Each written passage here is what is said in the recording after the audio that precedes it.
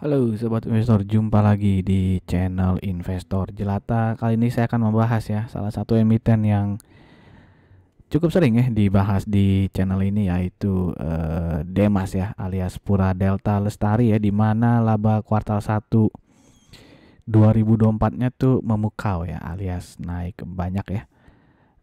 Di mana pasti pemegang saham Demas ya saat ini sedang menantikan ya pembagian dividen final ya.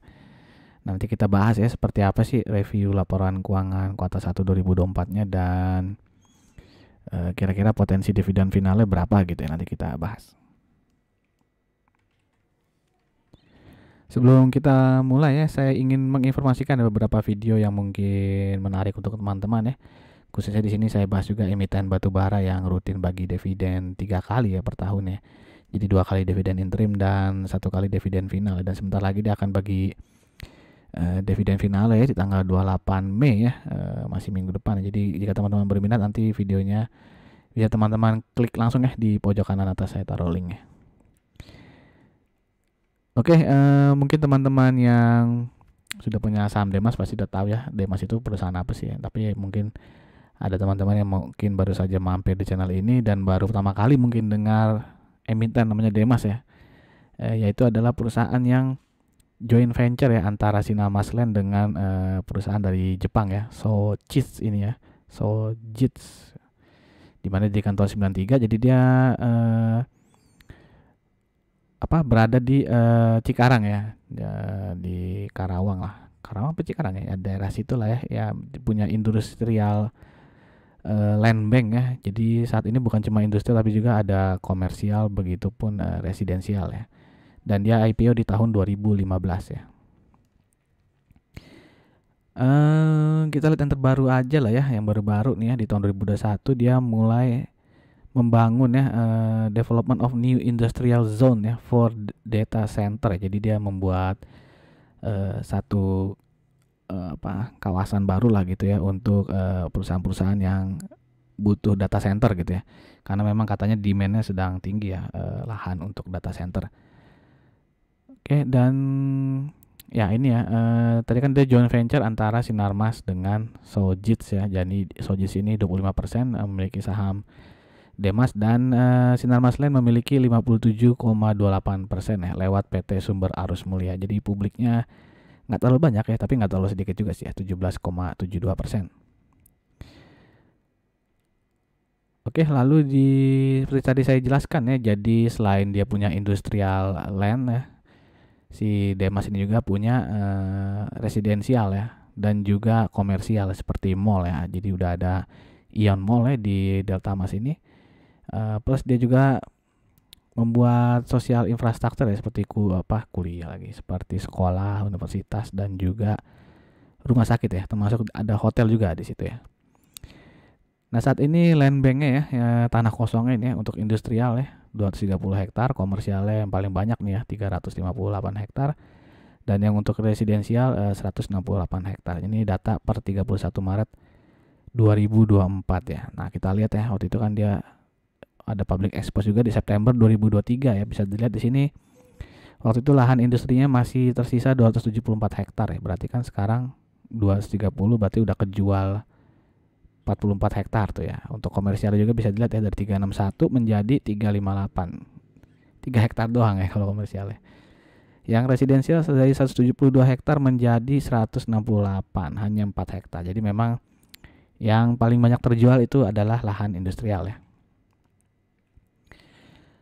Oke, ini beberapa perusahaan ya yang punya pabrik ya, atau mungkin gudang lah gitu ya di kawasan industrinya Delta Mas ini ya. Seperti di otomotif itu ada merek-merek terkenal ya, Suzuki, Astra, Honda Motor, Hyundai, Wuling, Mitsubishi, dan sebagainya ya. Lalu ada juga logistik di sini ya, Nippon Express ya, Sankyu, ada juga industri pangan dan juga lain-lain ya, ada farmasi, ada Daikin ya, AC, dan juga Kohler ya. Nah ini tadi ya new industrial zone ya, sedang masih di develop nih ya, daerah untuk data center ya. Dan ini tadi ya hotel ya, Le Premier Hotel nih ya. Jadi ya ada di daerah situ juga. Lalu ada Ion Mall ya makanan-makanan lah, McD, Richeese, Starbucks ya. Dan rumah sakit itu ada 2 ya, Mitra Keluarga dan juga Eka Hospital. Sekolahnya itu ada Cikarang Japanese School, juga ada Jakarta International University ya. Lalu ada ITSB. Kalau yang ini apa nih, nggak kelihatan ya. Mungkin teman-teman yang tinggal daerah situ ada yang tahu nih lambang sekolah apa ya. Silakan tuliskan di kolom komen ya. Oke, kita lihat laporan keuangan 2023-nya di mana pendapatan dari Demas itu turun sedikit 0,57, dan profitnya juga turun dikit 0,62% ya.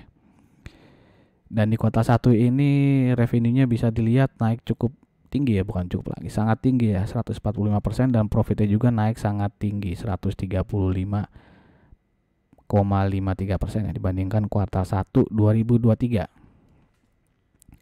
Nah, kalau kita lihat lebih detail ya, tadi kan revenue udah naik ya, 145% ya. Terus kita lihat juga nggak ada yang aneh-aneh sih ya. Paling di sini penghasilan pendapatan bunganya ya naik ya sekitar 5 miliar nih ya. Lalu apalagi nih? Keuntungan ya. Keuntungan kegiatan pengelolaan lain-lain juga naik cukup besar ya. Dari 47 miliar jadi 60 miliar ya. Kalau yang lainnya sih normal ya. Jadi memang profitnya naik 135% itu murni karena memang pendapatannya naik cukup tinggi ya di kuartal 1 ya. Tapi memang si Demas ini profit per kuartalnya itu memang naik turun ya. Bisa lihat sini ya, dia 100 miliar, 400 miliar, terus turun lagi jadi 155 miliar, naik lagi 400 miliar. Sempat turun banget sampai ke 8 miliar ya waktu itu ya. Terus naik tinggi lagi 600 miliar ya. Ya ini karena dia kan marketing sales jadi orang udah deal gitu ya, udah bayar DP gitu mungkin ya, udah deal tapi belum dimasukkan ke dalam pos pendapatan ya, karena dimasukkan ke kolom pos pendapatan itu setelah terjadi serah terima lahannya. Jadi kadang-kadang kan orang misalnya beli rumah gitu ya, udah bayar DP tapi kan belum serah terima, nah itu belum dimasukkan ke dalam pos pendapatannya si Demas ini ya. Termasuk industri, misalnya udah beli tanah ya, udah bayar DP tapi dia belum serah terima, nah itu belum dimasukin ke pos pendapatan. Nah itu yang terjadi di kuartal 3 ini ya. Sebenarnya marketing sales itu udah tinggi sekali ya, cuman karena belum ada serah terima lahan jadi belum dimasukkan ke pendapatannya nih ya. Jadi kan kelihatan juga nih pendapatannya cuma 14 miliar ya, padahal sebelumnya 700 miliar ya, 600 ya. Nah karena marketing salesnya itu belum di-convert menjadi pendapatan ya, jadi makanya bisa terlihat ini naik turun ya per kuartalnya. Jadi bisa aja di kuartal 1 ini profitnya tinggi banget ya, 366 miliar, bisa aja nanti di kuartal 2 tuh turun ya, bisa aja 100 miliar doang ya, 50 miliar gitu ya. Jadi ya memang seperti itulah tipikal dari laporan keuangannya Demas gitu ya.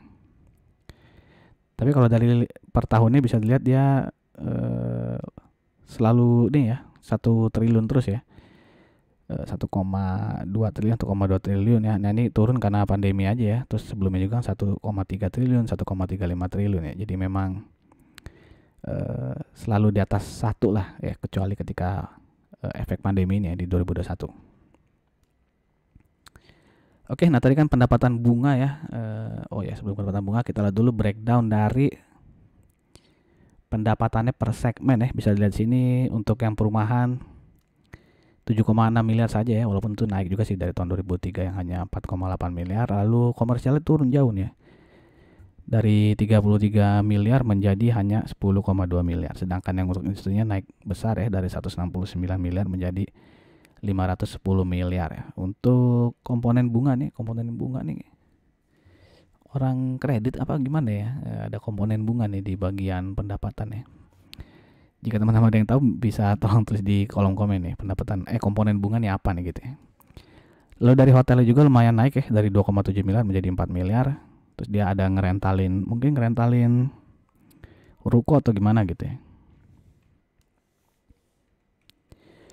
Oke, ini revenue per segmen ya. Kalau dibuat persentase 75% itu dari industrial ya.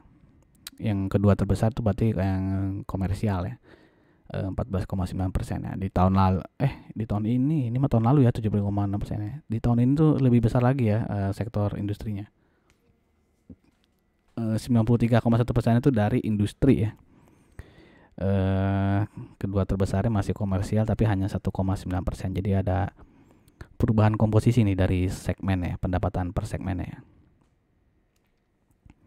Oke, ini tadi pendapatan bunga ya.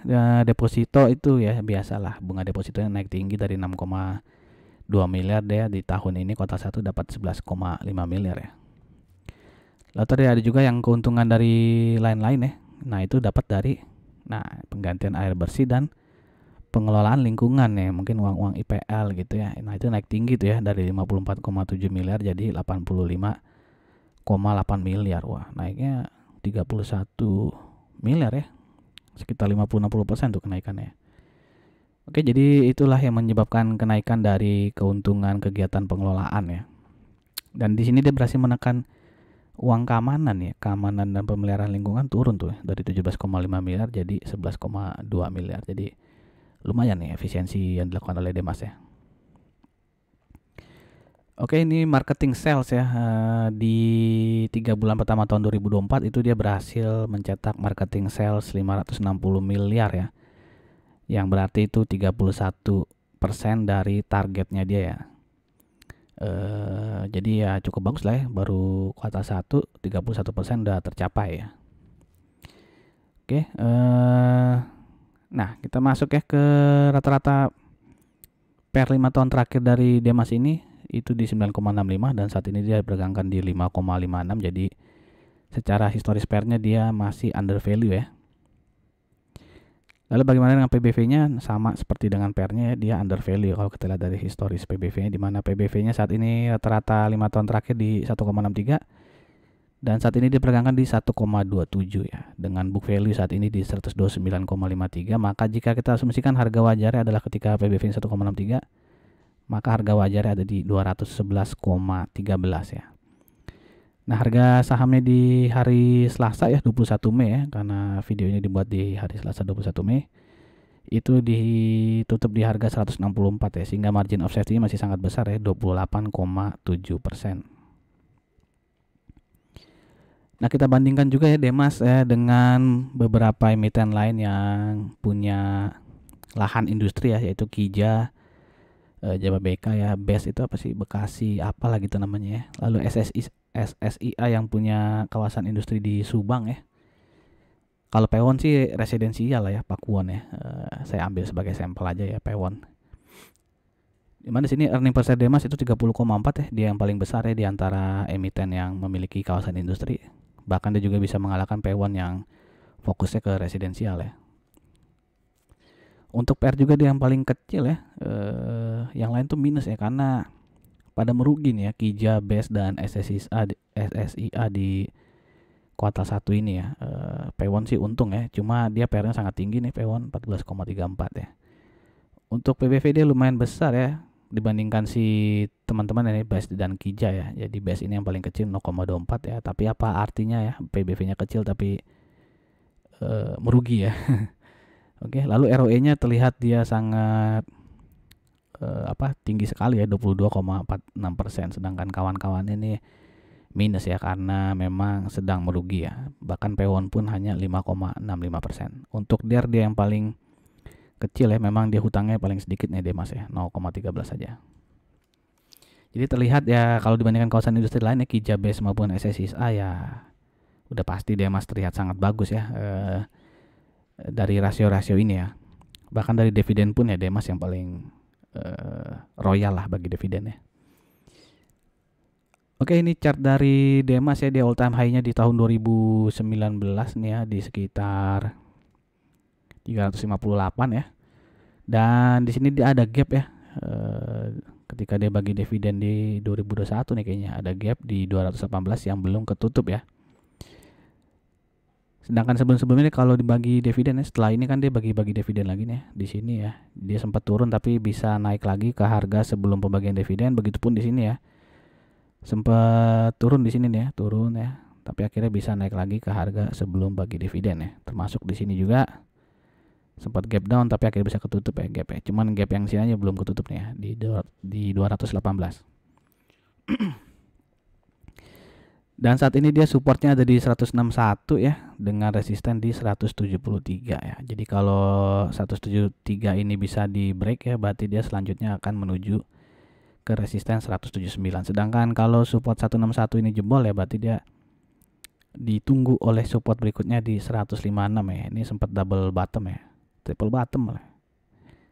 4 kali bahkan yang di sini ya dites ya. 1 2 3 4 ya. Jadi udah 156 ini udah dites 4 kali ya. Ya mudah-mudahan sih nggak perlu balik ke 156 ya. Kalau mudah-mudahan bisa langsung ke 173 atau bahkan 179 ya. Apalagi kalau nanti berita pembagian dividennya udah keluar gitu ya.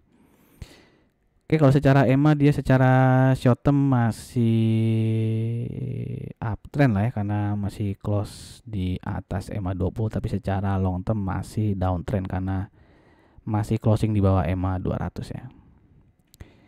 Dan ini dividen history dari Demas ya, 2 tahun terakhir dia selalu membagikan dividen hampir 100%, tapi sebelum-sebelumnya malah lebih dari 100% ya. Jadi tahun lalu tuh sekitar 99%. Dan earning per share di tahun 2023 itu adalah di Rp25,1 dan perlu diingat dia di Desember tahun lalu 2023 dia sudah bagi dividen interim sebesar Rp12 ya. Kalau kita asumsikan dividen payout ratio-nya sama seperti tahun lalu ya, 99%, maka potensi dividennya adalah Rp24,89, tapi karena sudah bagi dividen interim ya, kita kurangin 12, sisa potensi dividen finalnya adalah Rp12,89 ya. Kalau kita bagi ya 12,89 ini dengan harga penutupan sahamnya berapa tadi? 164 ya. 12,89 kita bagi 164, maka potensi dividen yieldnya masih sangat besar ya, 7,85% ya. Apalagi kalau teman-teman dapat dividen interim sebelumnya Rp12 ya, berarti dividen yieldnya bisa 13-14% ya, kira-kira seperti itu ya.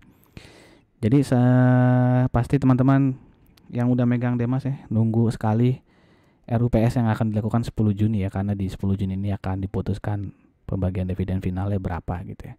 Atau malah teman-teman ada yang udah punya rencana untuk datang nih RUPS-nya di Hotel Grand Hyatt, silahkan tulis di kolom komen ya. Kalau bisa nanti kasih bocoran ya kalau datang RUPS ya, bisa reportase live gitu ya. Oke, demikian saja informasi dari saya. Bagaimana para pecinta Demas, apakah masih yakin akan ada dividen final sebesar kira-kira Rp12,89 atau berharap malah dividen payout ratio-nya bisa 150% gitu ya, berarti akan lebih besar lagi gitu ya. Silakan tuliskan pendapat teman-teman di kolom komen. Sampai jumpa lagi di video-video berikutnya. Salam jelata.